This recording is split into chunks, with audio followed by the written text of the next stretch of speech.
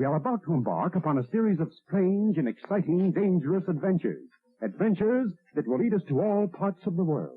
Hello and welcome to another Bad Comic Review. This time we're looking at Black Knight, Curse of the Ebony Blade, Issue 1. This is a 2021 miniseries from Marvel Comics, written by Spurrier and Sergio Davila, written by Spurrier with art by Sergio Davila, inks by Parsons, colors by Arif Prianto, letters by VC's Cory Petit. Cover art by Iban, Coello, and Jesus Aburtov, edited by Tom Groneman. So the Avengers are fighting these weird-looking creatures that look like giant scabs, and they call in the Black Knight for help because Doctor Strange was busy and they needed somebody familiar with magic. So we get this storyline interspersed with Dane Whitman sitting at his computer with no shirt on, whining to a computer about how bad his life is. And of course the Avengers don't really want him there. They treat him as a joke, and he's annoying, and none of that is really portrayed by his actions. He actually shows that he's brave, but of course it's a bunch of navel gazing and they have to make him look like a wimpy little loser, even though he used to lead the Avengers in some great Avengers stories. But no, we gotta crap all over that. Well, they end up with this ghostly person who's dressed like a nun with a veil and throws a dagger at him, and